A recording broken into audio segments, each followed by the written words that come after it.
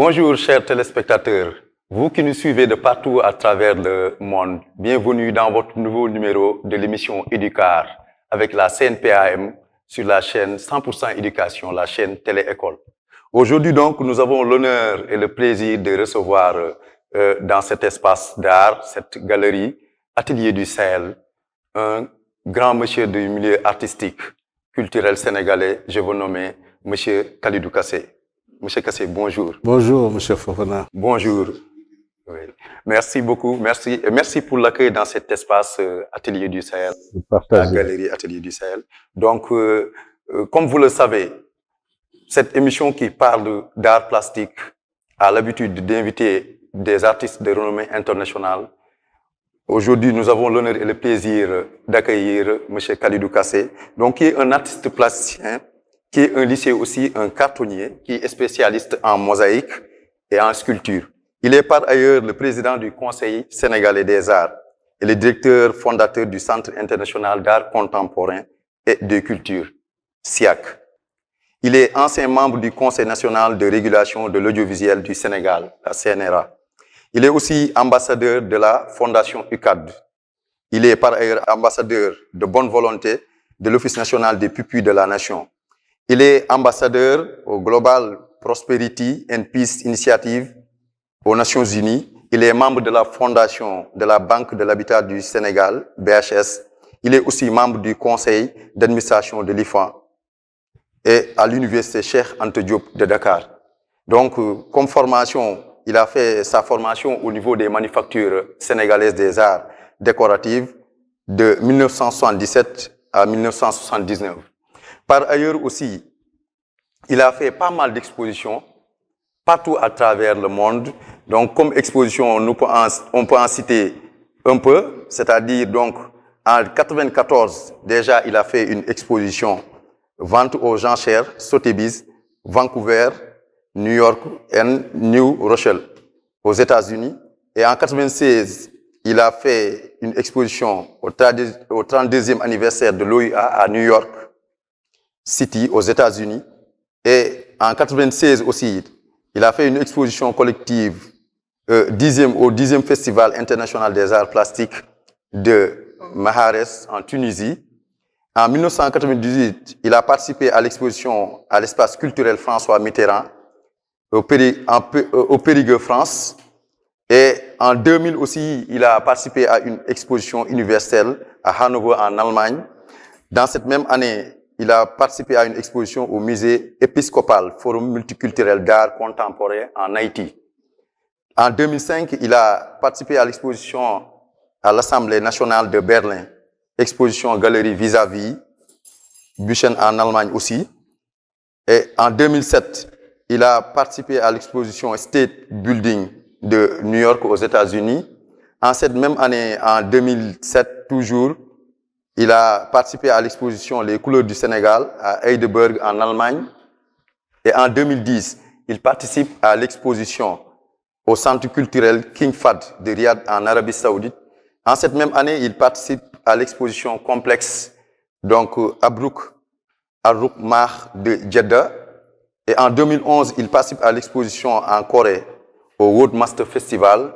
En cette même année, donc, il participe à l'exposition complexe au Corée en World Master Festival en 2011.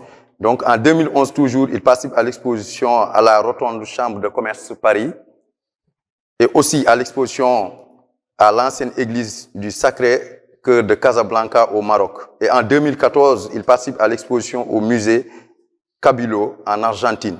En 2015, il participe à l'exposition au musée Théodore Monod du Sénégal, exposition des 35 ans de parcours artistique. Donc, en 2017, il participe à l'exposition à l'OMPI, l'Organisation mondiale de la propriété intellectuelle, à Genève, en Suisse. Donc, en 2020, il participe à l'exposition au Musée des civilisations noires, c'est-à-dire les 40 ans de Khalidou Kassé, Gis Gis Boubès, dénommé.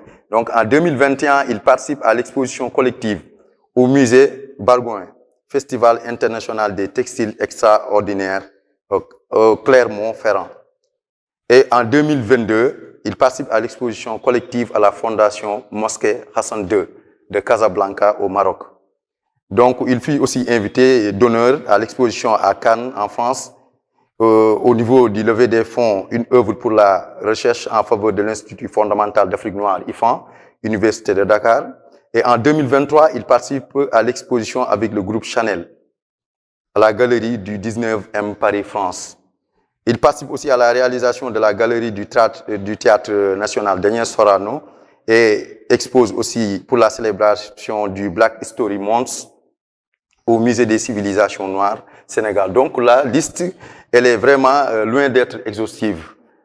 Mais M. Kassé, pouvez-vous vraiment nous parler de Khalidou Kassé, vraiment, surtout du pinceau du Sahel?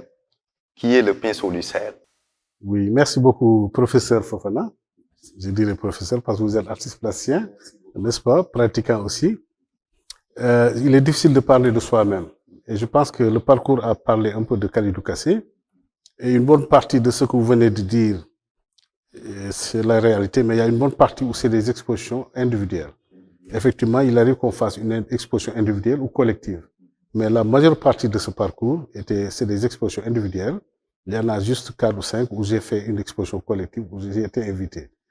Merci de m'avoir invité sur ce plateau-là, qui est un plateau spécial qui me semble très important en matière de promotion des arts et de la culture au Sénégal et en Afrique en particulier. Parce que nous sommes confrontés à beaucoup de difficultés, à savoir la reconnaissance de la valeur culturelle de ce que nous faisons. Et je pense que c'est l'occasion de féliciter le directeur de cette structure, Mr. Blue, qui s'appelle Hassan Boub, qui a véritablement créé cette fenêtre, télé-école, pour permettre aux acteurs culturels de s'exprimer.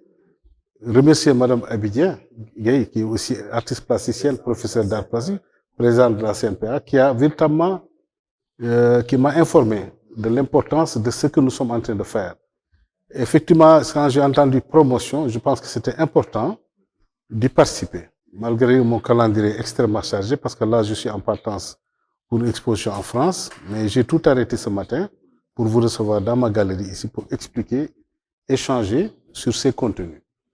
Khalidou Kassé est un artiste plasticien, véritablement, comme vous l'avez bien dit, formé aux manufactures, mais si on revient simplement sur le terme de pinceau du Sahel, qui m'a été donné par le critique d'art Iba Ndiaye Diadji, que tout le monde connaît au Sénégal.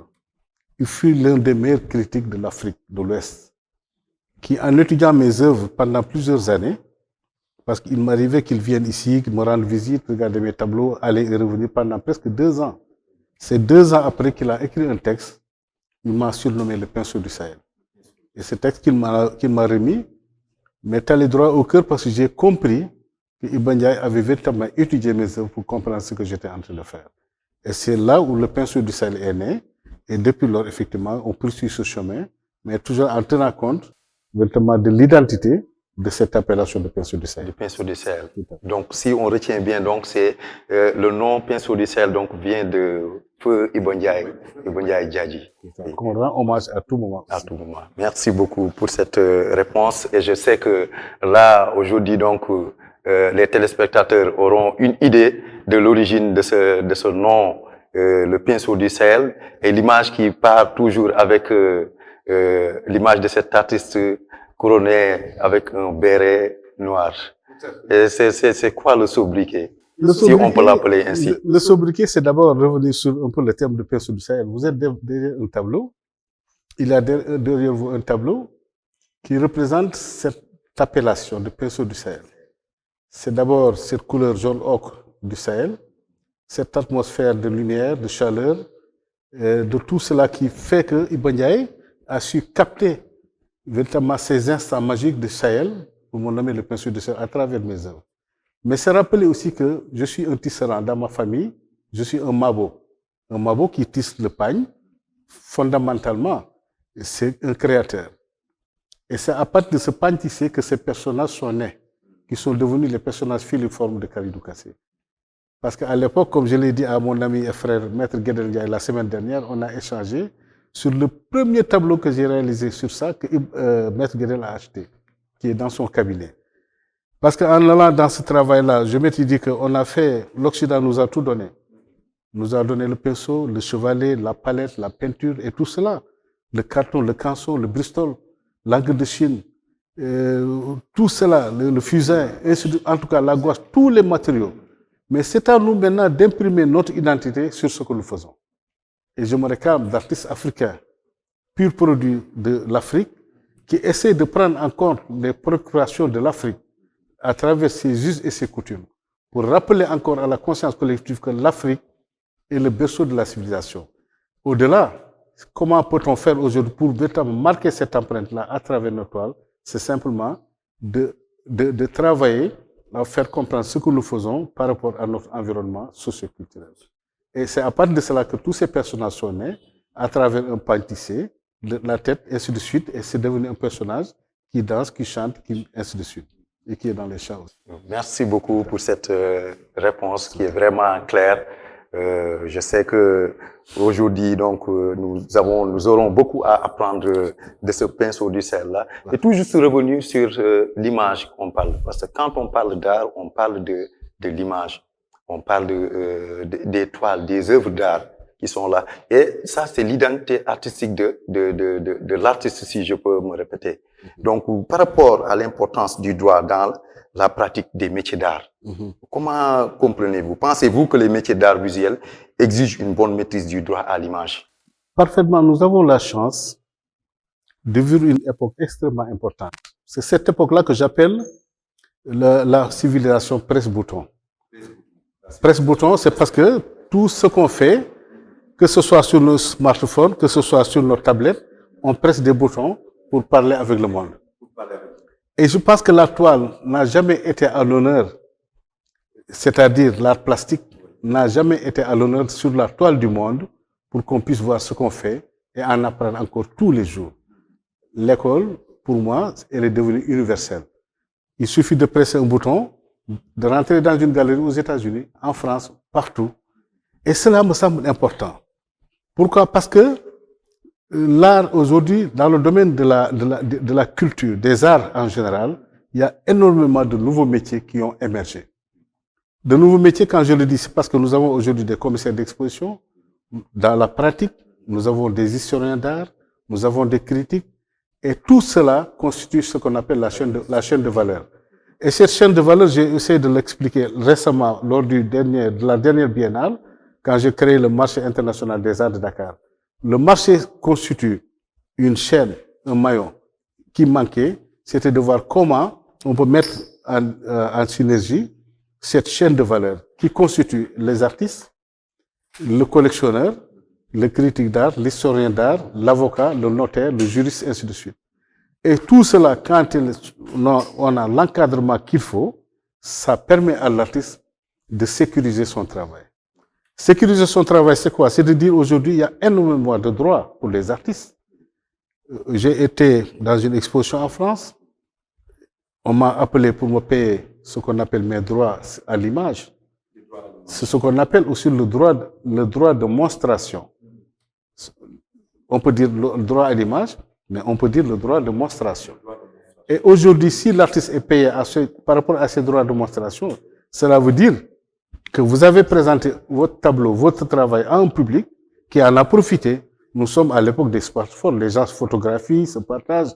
L'artiste a fait d'abord un travail qui mérite d'être quand même rémunéré. Effectivement. Et là, on vous paye les droits.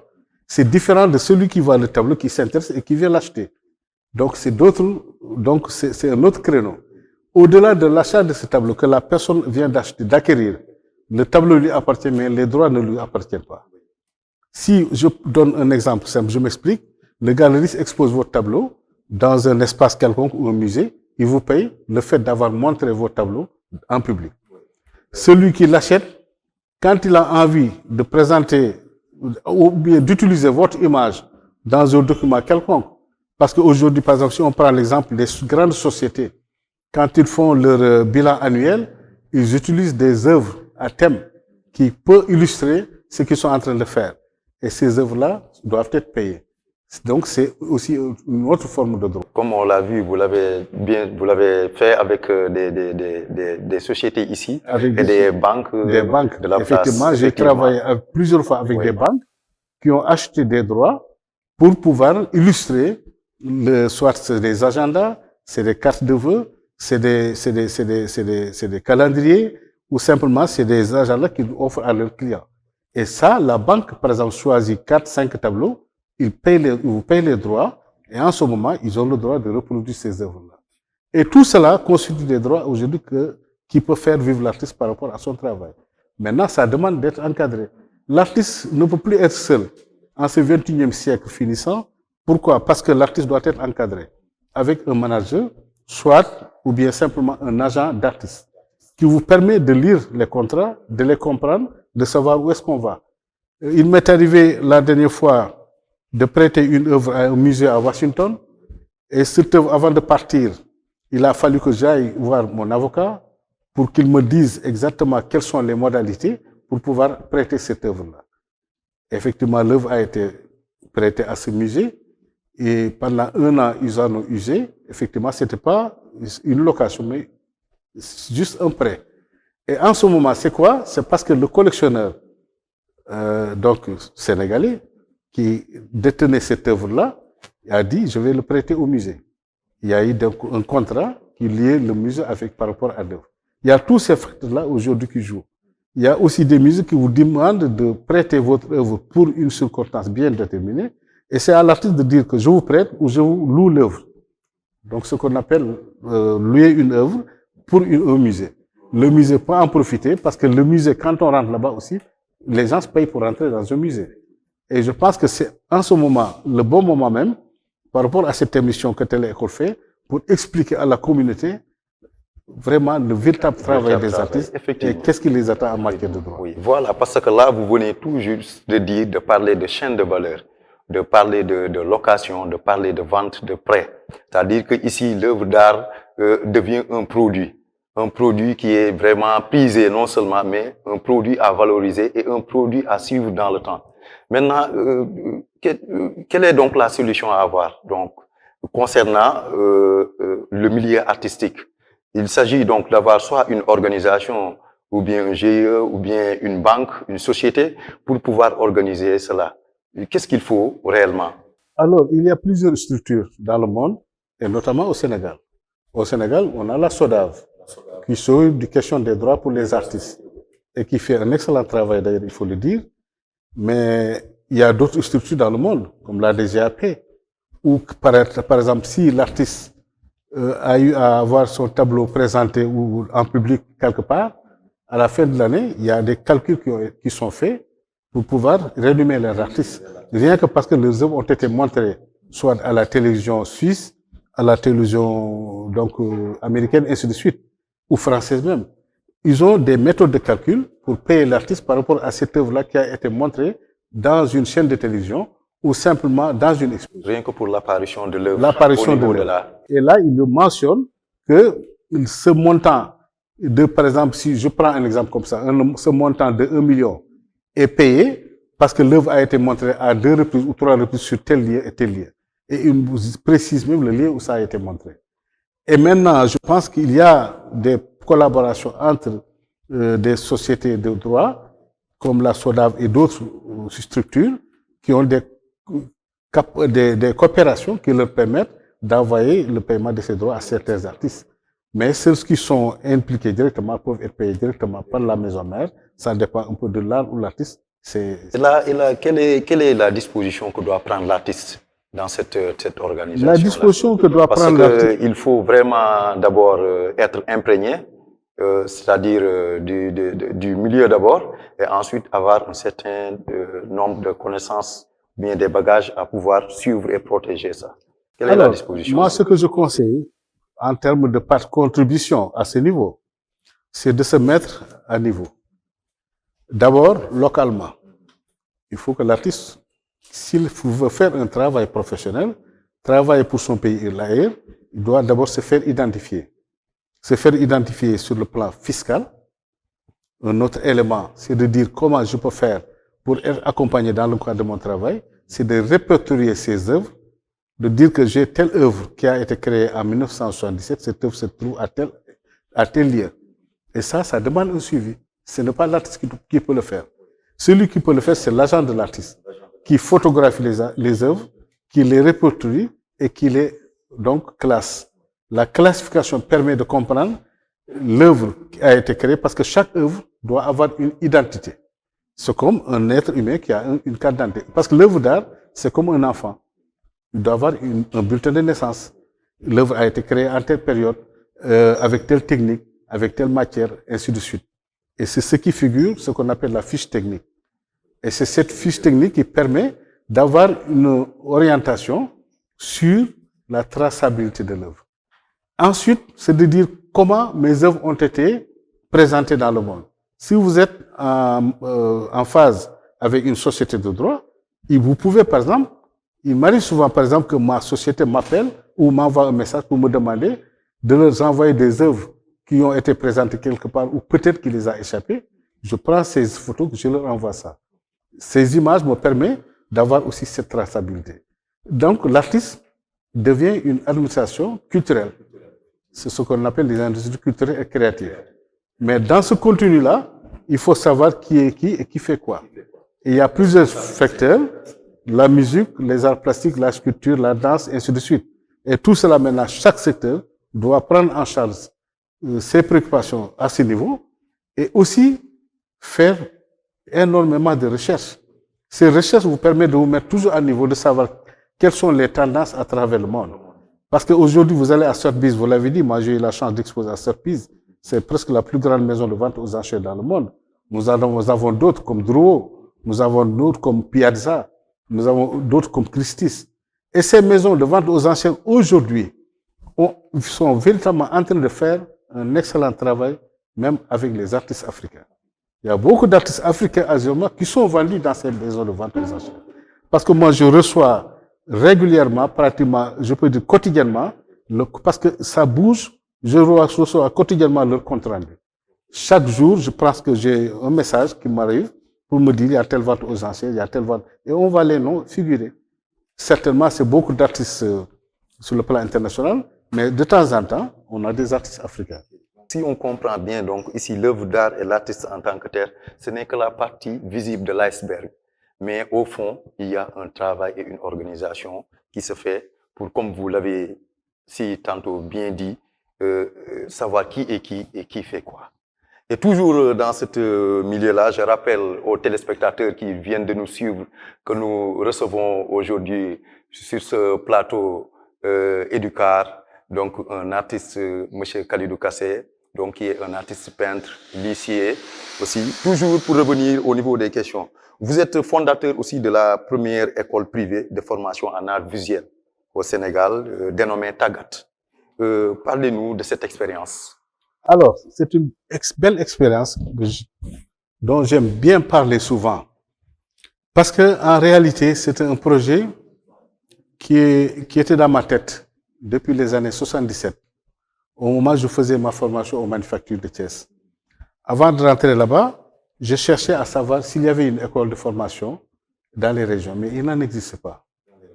Il n'en existait pas. Je me suis dit, mais pourquoi il n'y a qu'une seule école des arts à Dakar, au Sénégal? Parce que les autres, aujourd'hui, si on prend le cas des universités, il y a énormément d'universités dans les régions. C'est de la même façon que ça devrait se passer. Je me suis dit, je vais essayer de voir à mon niveau qu'est-ce que je peux faire pour contribuer. J'ai eu la chance, effectivement, d'aller aux États-Unis, de voyager, de faire des recherches par-ci, par-là. Je me suis dit, mais comment faire pour créer une école qui permettrait de prendre en charge ces jeunes-là? Parce que dans ce séjour aux États-Unis, avec mon ami Paulan d'ailleurs, j'ai vu qu'il y avait énormément de jeunes dans les rues de New York qui simplement vendaient des ceintures, vendaient vraiment des petits éléments, peut-être qu'ils ne pouvaient même pas les faire vivre. Je me suis dit, il y a quelque chose à faire en matière de prise en charge de ces jeunes-là. Un des jeunes à qui j'ai parlé, il m'a dit qu'il aimait beaucoup les arts, mais il n'a pas eu la chance d'être formé à ce niveau-là. Avec toutes ces expériences, je me suis dit, je vais essayer de voir comment créer une école pour prendre en charge ces jeunes. C'est ainsi que, après la création, d'ailleurs, de la première galerie privée d'art plastique du Sénégal, c'est nous qui avons eu à le créer, avec Paulan aussi, intitulée la Galerie des artistes réunis. Des artistes réunis. Et où je peux dire 99% des artistes sénégalais ont exposé là-bas. C'était en 80... C'était en 93. 93. 94, 90, jusqu'à presque 2000, 99. Oui. Et Madame Abidjagé, qui est professeure d'art plastique, a exposé dans cette galerie. C'était aussi une question d'espace. Si je remonte un peu le temps avant de répondre à votre question, on a exposé une année à la Galerie nationale d'art et on nous disait qu'on ne peut pas prendre un seul artiste parce qu'il n'y a qu'une seule galerie. Il faut 2 artistes pour exposer parce que la demande est très forte. C'est ainsi que l'idée de créer une nouvelle galerie est venue dans ma tête. J'en ai parlé à Paul, il m'a dit oui, c'est une bonne idée, on va créer notre galerie parce qu'on ne peut pas dépendre de la Galerie nationale qui est la galerie de l'État pour pouvoir vivre de notre art. C'est pas possible. On a réfléchi, on s'est lancé, Dieu a bien fait les choses. Cette année-là, nous avons rencontré un de nos grands frères qui s'appelle Abdou Fatah Diagne, qui était le directeur général de LDKB. Je l'ai raconté plusieurs fois. Je lui ai rendu hommage en 2015 pour lui rendre hommage par rapport à ce qu'il a fait. Il a mis à notre disposition un espace au point E. On a ouvert cette galerie qui a fonctionné. Quand je parle de la première galerie d'art, parce qu'il n'y avait que simplement des expatriés, des Européens qui géraient des galeries. Madame Lecomte, je peux le citer, elle est décédée, à son âme. On peut citer la galerie Bruno, qui était ainsi de suite. J'en ai parlé dans mon film la dernière fois.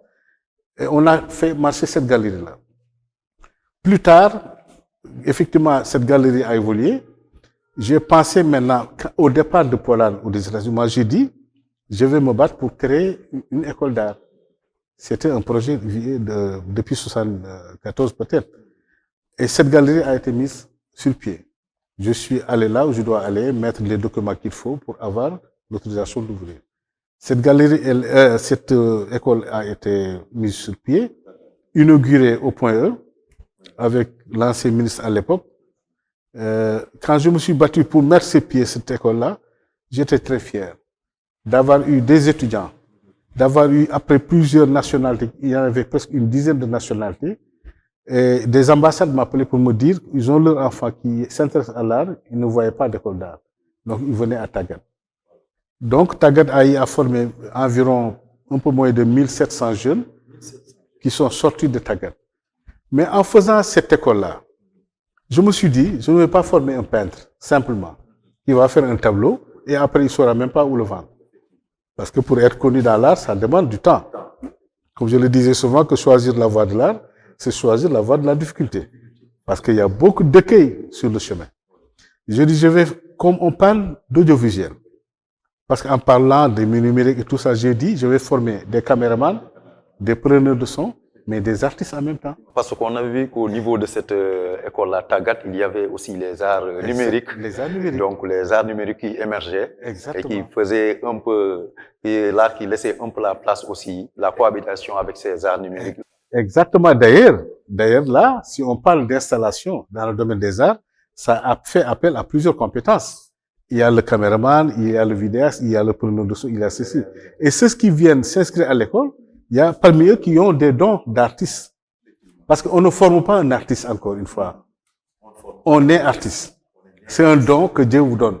Maintenant, on vous donne les outils techniques et les éléments de langage pour vous permettre de vous exprimer par rapport à votre travail. Les éléments de langage, c'est de savoir comment interpréter un tableau, c'est-à-dire ce que vous avez fait, comment l'interpréter. Parce qu'on peut souvent dire, on peut mettre 100 titres dans un tableau. Tous les artistes ne sont pas, peuvent ne pas expliquer le tableau. Maintenant, quand vous avez les éléments de langage, c'est quelle technique utiliser. Parce que dans la peinture, il y a énormément de techniques, de matériaux qu'il faut maîtriser. La toile de lin, la toile de jute, la toile de coton. Il y a la peinture acrylique, la peinture à l'huile, il y a le fusain, il y a les sanguines, il y a les eaux fortes. Il y a énormément de techniques. Et tout ça, si on ne l'apprend pas, on ne peut pas le savoir. On peut aller maintenant acheter du matériel de peinture dans la quincaillerie pour faire un tableau, mais si on n'est pas allé à l'école, on ne peut pas l'apprendre. Donc c'est pour cela que je dis, en ce 21e siècle aussi finissant, on ne peut pas dire que je n'ai pas fait l'école de beaux-arts. Il faut aller apprendre ce qu'on fait pour le comprendre. C'est comme dans la tapisserie aussi. Il y a techniquement, si vous n'êtes pas préparé à être formé dans ça, vous ne pouvez pas le faire. Alors il y a énormément de choses qui vont avec. Dans ce tri de Tagat, quand on recevait les étudiants, on leur demandait quelles sont vos véritables préoccupations. Qu'est-ce que vous voulez faire? Parce que c'est des artistes. Parce que être artiste, c'est la liberté par essence. Un artiste, il est libre. Il peut être dans une maison, on peut le forcer à faire tel travail, il ne veut pas, il veut être un artiste. Il est libre dans sa tête. Donc, demandez-lui qu'est-ce qu'il veut. Souvent, on essaie de voir dans les besoins, on identifie, on dit que celui-là, il peut être un bon artiste. Mais l'autre, on essaie de le conseiller d'aller être un caméraman. Canaliser, il va là-bas. D'autres, on le canalise pour être des preneurs de son, ainsi de suite. C'est comme ça que nous avons fait pour arriver à former énormément de jeunes. Et je suis très content quand je vais dans certaines rédactions, au niveau de grandes rédactions d'ailleurs, de chaînes de télévision, je m'interpelle, parce que je ne les connais pas tous, ils me disent, ah, tonton Kassé, je suis... Ce sont des produits de Tagat. J'ai été formé à Tagat. Et je suis fier et content pour cela. Et plus tard, je me suis dit, mais Tagat a atteint un peu ses limites. Parce qu'après 5 ans de pratique, 6 ans, 7 ans, je me dis, il faut réformer Tagat pour essayer de voir comment prendre en compte tout ce qui est autour. C'est ainsi que le Centre international d'art contemporain et de culture est né pour prendre en charge toutes ces préoccupations. Parce que vous savez, aujourd'hui, j'ai dit, nous sommes des artistes, nés en Afrique, formés en Afrique, grandis en Afrique. Chaque pays a son folklore.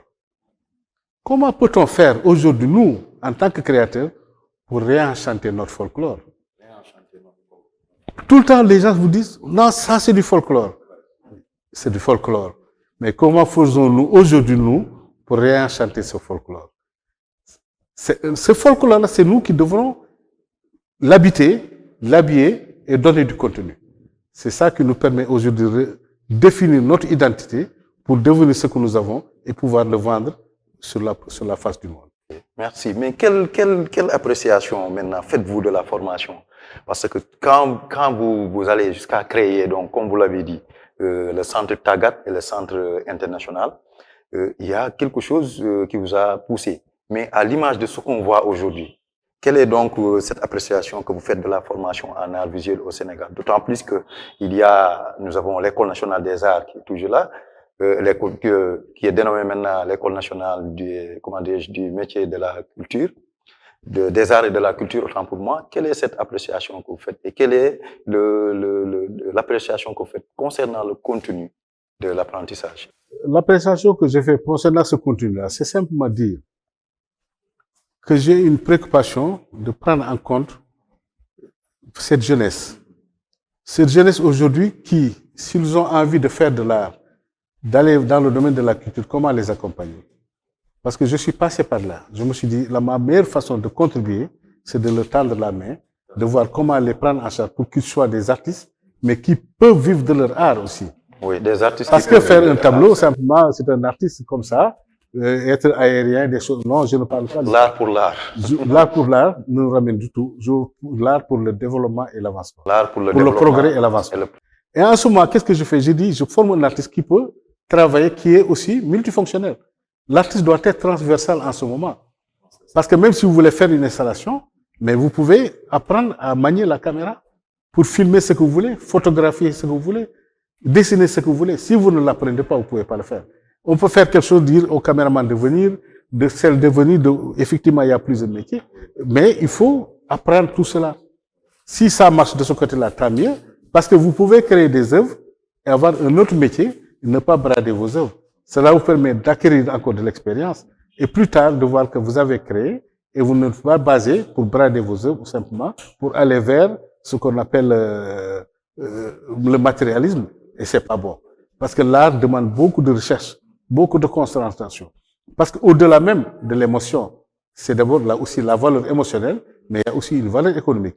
Et ces deux ne peuvent pas aller ensemble. Nous sommes dans une époque où l'art coûte excessivement cher. Quand vous voulez faire un travail professionnel, ça demande des moyens. Et là où revient votre question. On peut former des jeunes, mais si on ne met pas le contenu qu'il faut, ça ne sert à rien du tout. On a créé une école des arts et NAMSE, c'est très bien. Mais quel est le contenu de cette école-là? Je pense que l'État gagnerait, le ministère de la Culture, à mettre les véritables moyens pour accompagner cette structure. Parce que j'évalue souvent ces jeunes-là qui viennent me rencontrer, qui me fréquentent, je vois le travail, je ne parle pas des artistes qui sont déjà sortis. Il y en a aujourd'hui qui font la fierté du monde. Mais à un certain niveau, on sent beaucoup de faiblesse. Parce qu'ils n'ont pas les outils nécessaires pour accompagner ces jeunes-là dans le travail. Ces professeurs qui sont là doivent être pris en compte. Restaurer même en termes de valeur sur le plan du paiement, pour leur donner les véritables outils, leur donner un vrai budget pour accompagner ces jeunes. Vous allez en France, vous allez aux États-Unis, vous allez partout dans le monde. Mais les jeunes font le bac art plastique. Le baccalauréat art plastique. Comme le bac arabe. Mais qu'est-ce qu'on a fait dans le domaine des arts plastiques pour qu'on ait accusé ce retard-là? Aujourd'hui, si Senghor se réveillait, il ne serait pas content. Parce qu'il avait jeté les bases d'un véritable développement culturel, artistique et esthétique. Malheureusement, nous en sommes encore là. Simplement à tâtonner. À tâtonner. Parce qu'on tourne autour du pot, parce que l'essentiel n'a pas été mis pour accompagner ces jeunes-là.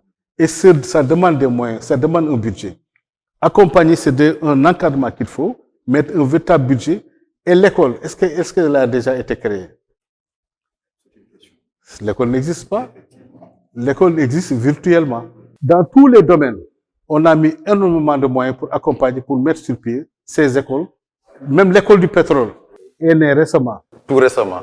Ils ont mis assez de moyens pour former ces jeunes-là dans le domaine du pétrole. Et les arts plastiques. Oui. Alors que les arts participent sur le plan économique et social. En termes, il n'y a que le nom NMC, mais il n'y a rien vraiment de physique qui est montré à ce niveau.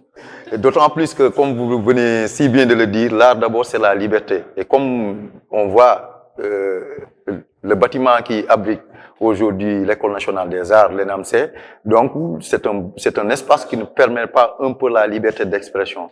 Et donc vous qui avez voyagé, vous avez vu les écoles d'art qui existent un peu partout à travers le monde, c'est des moyens comme vous venez de le dire, mais aussi c'est l'espace. Oui, c'est des hectares de bâtiments ou bien de salles de classe qui sont érigées. Et comme vous l'avez fait avec Tagat aussi, c'est une réincarnation ou bien une transformation de la formation pour donner beaucoup de chance à ces jeunes-là. Et vous l'avez dit que l'art est un domaine qui est cher.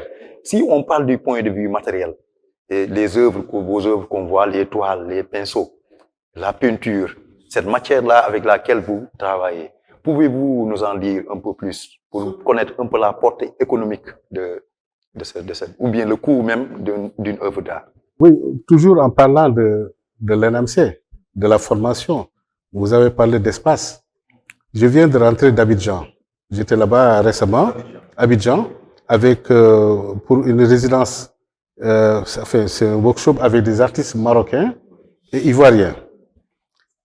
Je suis allé visiter l'école des arts de la Côte d'Ivoire, à Abidjan. Et j'étais vraiment gêné. Gêné.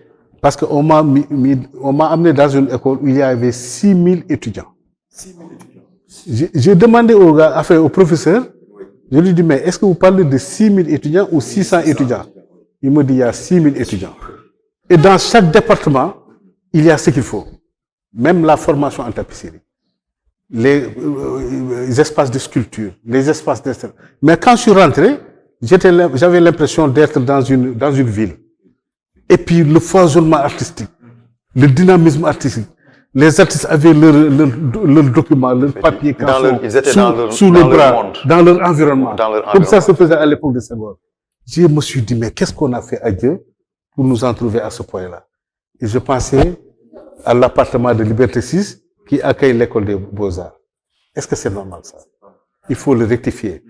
Et ces jeunes-là sont appréciés sur le plan international. Parce que souvent, je participe à beaucoup de jurys sur le plan national et international. Mais il y a beaucoup de faiblesse à ce niveau-là. Parce qu'ils n'ont pas les moyens. Ça demande énormément de moyens. Et je pense que c'est le moment de rectifier aujourd'hui ce tir-là. Maintenant, en matière de matériaux, vous en avez parlé tout de suite. Parce qu'acheter de la toile, acheter de la peinture, acheter des pinceaux, ça demande des moyens. Si l'artiste n'arrive pas à le faire, comment il doit faire? Il doit en trouver les moyens. Il y a, peut-être à Dakar, il commence à avoir quelques magasins qui vendent de la peinture. Mais moi qui ai séjourné aux États-Unis, j'y vais régulièrement. Vous allez dans un magasin pour acheter de la peinture. Vous avez un magasin qui vous fait 8 étages. Rien que du matériel de peinture. Vous pouvez trouver de la toile qui peuvent coûter le mètre carré même à 250 000 francs, 1 mètre carré de toile. Ici, par exemple, je sais que les boutiques qui vendent ici, ils vendent le mètre carré à 150 000 francs. Moi, j'en achète tout le temps parce que j'ai les fournisseurs, le mètre carré de toile à 150 000 francs. Vous avez de la peinture acrylique, des boîtes qui vous coûtent entre 9 000 et 15 000 ou 18 000 francs. Ça dépend un peu de la matière de la... Et il y a ensuite beaucoup de matériaux. Même le fusain, quand vous l'achetez, ça coûte cher. Et maintenant, comment faire pour arriver à faire de véritables œuvres? C'est ce qu'on appelle la créativité. Il faut faire preuve de créativité. Aujourd'hui, il y a beaucoup d'artistes qui sont au-delà même de ces matériaux. Comme par exemple, moi, je travaille avec de la latérite. Parce que tout est matériaux. Nous sommes en Afrique. En Afrique, tout est installation, tout est œuvre d'art. Tout est matériaux. Maintenant, il faut reconditionner cela pour cela. Maintenant, on peut acheter de la toile, de tel, mais on peut utiliser des matériaux autour, qui sont autour de nous, de l'environnement, pour pouvoir créer des œuvres d'art. Tout à fait. Merci beaucoup. Vraiment, ceux qui viennent de nous suivre aussi, nous vous rappelons que nous avons comme invité M. Khalidou Kassé, qui est un artiste peintre et qui est aussi le fondateur de l'école privée d'art de Tagat. Mais les disciplines artistiques, donc on l'a dit, sont des disciplines qui sont traitées en parents fauves. Et là, vous avez apprécié surtout concernant les disciplines et ensuite l'environnement pour la formation, à l'occurrence l'ENAMC que nous avons, l'espace. Maintenant, quelles, selon vous, les responsabilités sont différentes. Donc, on a parlé tantôt de l'État, on a parlé aussi tantôt du citoyen en tant que tel, de l'artiste qui veut, ou bien celui qui veut être formé.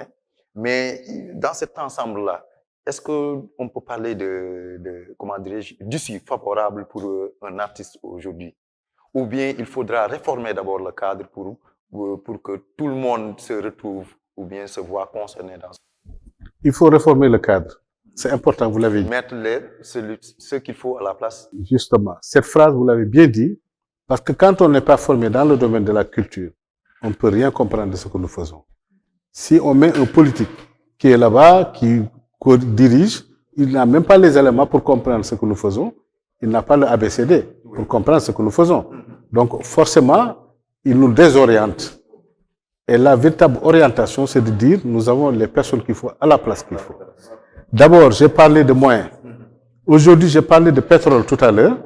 Est-ce qu'il ne faudrait pas aujourd'hui, comme à l'époque, la culture a toujours été financée une bonne partie par l'État.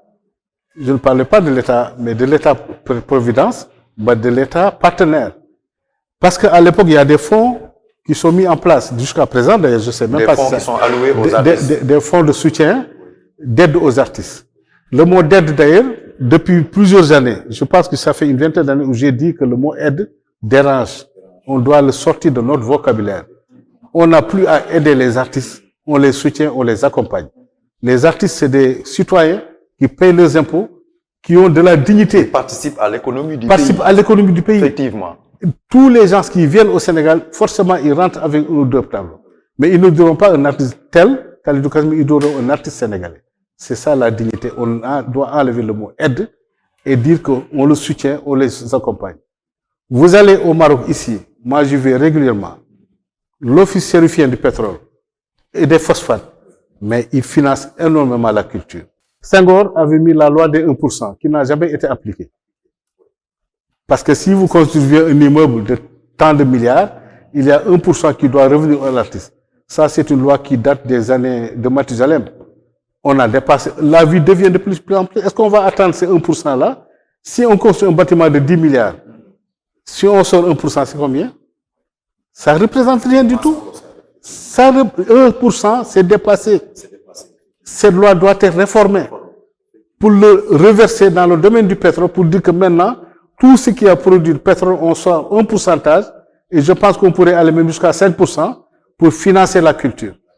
Le ministère de la Culture pourrait être indépendant, ne pas attendre le budget d'État, peut-être un budget complémentaire, pour accompagner tout ce qui est structure culturelle. Reconstruire de nouvelles écoles dans les...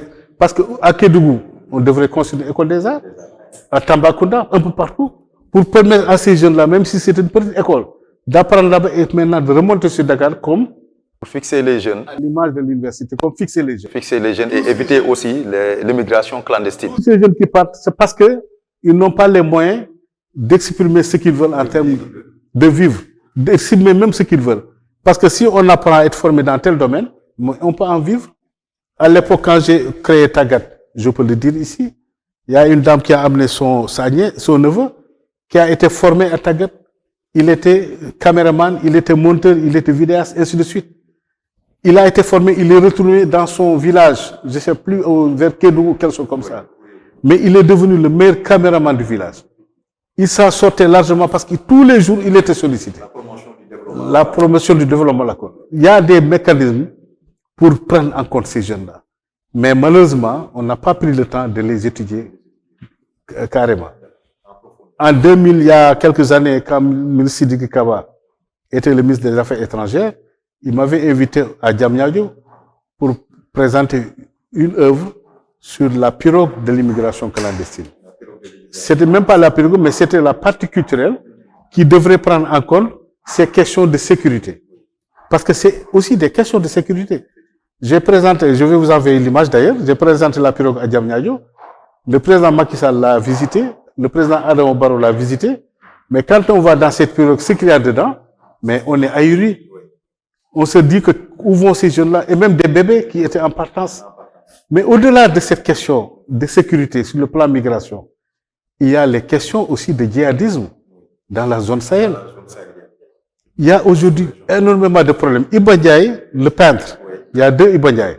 Il y a Iba Ndiaye critique d'art, il y a Iba Ndiaye peintre. Iba Ndiaye, le peintre, avait peint un tableau intitulé Tempête au Sahel. Le tableau se trouve ici avec un ami qui est collectionneur, qui a ce tableau-là. Il a peint dans les années 70 peut-être. Quand j'ai relu ce tableau, je me suis dit, mais c'est extraordinaire. Il avait vu venir parce que les artistes ont un peu ce don prémonitoire de voir des choses qui arrivent, de le sentir, le sixième sens. Iba Ndiaye a peint ce tableau et quand j'ai vu aujourd'hui les massacres dans la zone Sahel, je me suis dit, c'est extraordinaire. Il avait vu le tableau, il l'a peint. Mais au-delà, qu'est-ce que font ces djihadistes-là? Ils vont dans la zone Sahel. Ils perturbent tout, ils fusillent tout le monde, ils attaquent les mausolées. Les mausolées qu'ils attaquent, en soi disant que c'est haram, non, c'est faux parce qu'ils vont récupérer ces objets d'art, qu'ils vont restaurer pour les revendre aux enchères en Europe. Les collectionneurs. Et c'est cet argent-là qui, d'une partie, refinance le djihadisme dans la zone Sahel. Donc je pense que c'est important qu'on prenne en compte ces questions, le volet culturel dans la lutte contre le terrorisme. Il y a quelques années, j'ai assisté à un atelier ici au Terroubi avec, je pense, de la sécurité française, les forces de sécurité françaises qui étaient venues pour voir la traçabilité de certaines œuvres qui faisaient le tour du continent pour atterrir en Europe. C'était un grand atelier où il y avait des artistes peintres. Moi-même, j'étais présent en tant que peintre. Il y avait des bijoutiers parce qu'ils travaillent dans l'or, parce que la zone Sahel aussi sort énormément d'or. Et récemment, effectivement, j'ai eu à échanger sur cette question avec Maître Sylvain Sankalé, qui est aussi spécialiste critique d'art sur ces questions de sécurité au niveau de la zone Sahel. Vous voyez comment les œuvres d'art peuvent impacter la culture, peut impacter le développement. Alors, on regarde ça faire, et personne ne dit rien. On se dit que comme si ce qu'on fait n'a pas d'importance, alors qu'il y a énormément d'impact derrière ces questions. Effectivement. Donc, nous, on voit que la responsabilité, elle est vraiment lourde et les défis à relever sont non seulement d'actualité, et ensuite, il est vraiment temps d'aller droit au but et ensuite de pouvoir vraiment réformer ce milieu-là. Et comme vous venez de le dire, on ne se lève pas un beau jour pour devenir un médecin, entrer dans les cliniques pour soigner. Donc, il faut mettre les gens qu'il faut à la place qu'il faut. On ne peut pas aussi être dans cette sphère-là de l'art et de la formation artistique, de l'éducation en tant que telle, sans pour autant parler de l'intelligence artificielle. Si on peut vraiment parler un peu de l'intelligence artificielle et l'impact que ça fait au niveau de la créativité et aux artistes. Parfaitement. C'est une belle question que vous venez de poser. Mais avant de répondre sur cette question, vous avez parlé d'impact sur le plan socio-culturel. Cet impact-là, je pourrais dire que après nous vivons un monde qui s'appelle, on parle d'art contemporain. D'art contemporain, c'est quoi? Si on définit le terme art contemporain, c'est ce qui a été créé environ de 1960 à nos jours. Si on prend la chronologie historique, il y a eu les arts classiques, les arts modernes, la modernité. Ensuite, il y a eu véritablement ce qu'on appelle l'art contemporain, avec effectivement les différents courants qui ont traversé ces courants-là. Il y a le dadaïsme, on parle de classicisme, de ceci, de cela. Maintenant, par rapport à ces trois courants, nous sommes arrivés à l'art contemporain. Et aujourd'hui, dans le domaine des arts, il y a énormément de mouvements qui bougent. L'art contemporain, aujourd'hui, on dit art contemporain, effectivement, parce que l'objet, l'œuvre d'art, n'est plus dans l'objet, mais dans le discours. C'est là où je parlais des éléments de langage. Dans le discours, parce que quand vous faites un tableau, vous pouvez dire que ce tableau représente telle chose. Mais comment le dire? Quels sont les véritables éléments de langage pour l'expliquer? On doit former ces jeunes dans ce cadre-là. Il y a des jeunes qui participent à des concours souvent, mais c'est là où ils butent parce qu'ils n'ont pas été préparés pour expliquer les éléments de langage. Donc l'art n'est plus dans l'objet, mais dans le discours. Tout cela concourt à dire que ces jeunes doivent être préparés. Je donne un exemple. Dans ce tableau que vous voyez ici, qui parle toujours des questions de mouvement dans la zone Sahel. Ces mouvements parlent de djihadisme, parlent d'immigration clandestine et tel. L'artiste, son devoir, c'est quoi? C'est de dire comment je peux faire pour interpeller la conscience collective, notamment les Nations Unies, la CEDEAO, l'UEMOA, ainsi de suite. Poser des véritables questions par rapport à toutes ces institutions qui existent et que les problèmes n'ont jamais été réglés. Qu'est-ce qui se passe? C'est parce que si aujourd'hui les Nations Unies envoient les casques bleus vers le Congo, un peu dans ces zones-là, ou même dans la zone Sahel, pourquoi pas. Ces casques bleus-là, en fin de compte, qu'est-ce qu'ils font? Ils font des enfants dans ces zones-là, ils laissent derrière eux. Et souvent, ces femmes qui ont été enceintes par ces casques bleus-là ne savent même pas qui est le père de leur enfant. Vous allez dans ces zones-là, vous demandez des enfants, il y a une partie de ces enfants qui vont à l'école, on les appelle les enfants, les casques bleus, simplement. C'est une forme de stigmatisation extrêmement grave. Parce que ce qui se passe, c'est que quand les djihadistes passent, ils ratissent tout sur leur passage. Ils tuent toute une famille ou une partie. Cette famille se déplace pour dire que je vais aller, c'est les Nations Unies qui les prennent pour les amener quelque part. Sur ce chemin de parcours, mais il y a énormément de difficultés. Les enfants au dos, les petits-enfants, les malades, les ceci. On va les camper dans une zone vierge, vide, où il n'y a rien du tout, simplement des barbelés et quelques tentes Nations Unies avec des aides alimentaires. Mais ils ne pourront pas refaire la vie, ils vont même le refaire difficilement parce qu'ils vont vivre encore le calvaire. En ce moment, les inondations arrivent. C'est des problèmes. Ils n'ont pas de latérine. C'est compliqué. Ensuite, il y a la déscolarisation, le décrochage scolaire. Si les enfants étaient à l'école, ils ne vont plus. Dans quelle école ils vont aller? Ils vont rester sur cette place. Parce qu'ils sont arrivés ici avec une partie de la famille, parce que les autres ont été tués. Avec maintenant le lot des maladies qui arrivent. Est-ce qu'il ne faut pas aujourd'hui réformer toutes ces institutions pour voir qu'est-ce qu'on peut apporter dans une discussion globale, mondiale, pour dire qu'est-ce qu'on peut apporter? Et c'est là où les artistes ont une importance majeure en termes de participation. Parce que Nelson Mandela, quand il a été combattu en Afrique du Sud, les artistes se sont ligués, surtout les peintres et les musiciens, pour dire art contre apartheid, pour montrer l'importance de l'art dans notre domaine. Merci beaucoup, donc, Monsieur Kassé. Donc, vu que l'émission tire à sa fin, on voulait savoir votre dernier mot. C'est de faire un appel à l'unité. Mon dernier mot. Nous vivons un moment extrêmement difficile au Sénégal. On est dans des périodes et les transitions sont toujours difficiles. C'est comme un départ et une arrivée. C'est toujours difficile. Le départ est toujours difficile, mais l'arrivée est aussi toujours difficile. Ça apporte des changements. Quel que soit le changement, quelle que soit la nature, quel que soit le bord que l'on est, pensons à parler de la paix au Sénégal. La paix, parce que moi je fais un appel à vraiment toute la population. Au Sénégal, j'adore le Sénégal, j'aime mon pays. J'ai pas envie qu'on tombe dans des vraiment violences qu'on ne pourra plus maîtriser. Revenons, faisons revenir nos esprits, essayons de voir ensemble quels sont nos problèmes, essayons de les régler ensemble. Ce qui fait qu'aujourd'hui, tout ce qui a été construit depuis des années, faisons de sorte de préserver cet héritage pour le bien commun du Sénégal. Et rappelez encore que si on voit tout ce qui se passe dans les zones qui nous entourent, moi j'ai peur qu'on en arrive là-bas et je pense qu'on n'en arriverait pas là-bas. Je fais un appel pour rappeler que moi j'ai été en Haïti en 2000 pour exposer, vous l'avez cité dans le document, au musée épiscopal d'Haïti. C'était au moment où Bébé Doc, en tout cas tous les politiciens au niveau d'Haïti, se battaient sans se déchirer.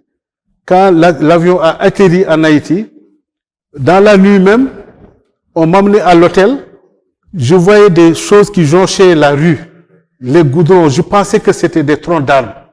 C'est le lendemain que je me suis rendu compte que c'était des êtres humains qui étaient abattus en pleine rue. C'est extrêmement grave. Et je me suis dit, ça ne doit pas nous arriver. Et c'était le soulèvement total. Et j'étais même avec mon ami Feu Ibrahim Kébé, avec qui j'avais fait ce voyage.